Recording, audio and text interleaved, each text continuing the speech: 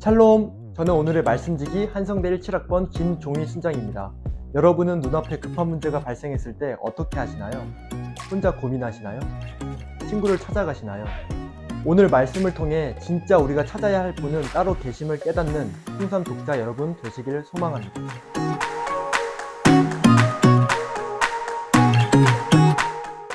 오늘 본문 말씀은 사무엘상 28장 15절에서 25절 말씀입니다. 사울은 본인이 쫓아내도록 명령했던 신접한 여인을 찾아가 하나님의 뜻을 구하는 모순적인 모습을 보입니다. 이것은 사울이 평소에 하나님의 말씀의 권위를 어떻게 생각했는지 알 수 있는 대목이라고 느꼈습니다.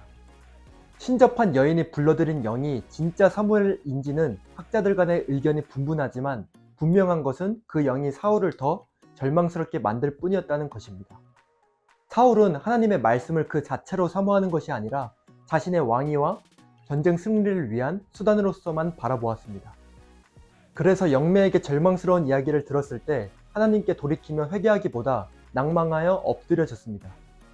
마음의 중심에 하나님과의 교제는 온데간데 없고 오직 눈앞에 닥친 전쟁의 승리와 왕위를 유지하기 위한 탐욕에 눈이 먼 것입니다. 분명히 하나님은 사울에게 당신의 뜻을 분명히 알리셨지만 사울은 자신의 뜻을 위해 애써 외면합니다. 저는 오늘 말씀을 묵상하며 저 자신을 돌아볼 수 있었습니다. 4학년 2학기를 맞이하면서 진로 선택에 관한 것들, 그리고 가정과 그 밖의 인간관계 등 수많은 문제들로 둘러싸여 있습니다. 그래서 때로는 하나님의 말씀에 귀 기울이기보다 눈앞에 닥친 현실과 문제만을 바라보며 하나님과의 교제가 우선순위에서 밀려날 때가 있었습니다. 하지만 오늘 말씀을 보면서 모든 문제의 해결책은 우리가 모두 아는 백문일답 예수 그리스도임을 기억하게 되었습니다. 또 삶 속에서 문제가 발생했을 때의 표면적인 모습만 바라보고 해결하기보다 본질적인 해결책은 결국 하나님과의 관계임을 깨닫고 하나님과의 관계를 점검해야겠다는 생각이 들었습니다.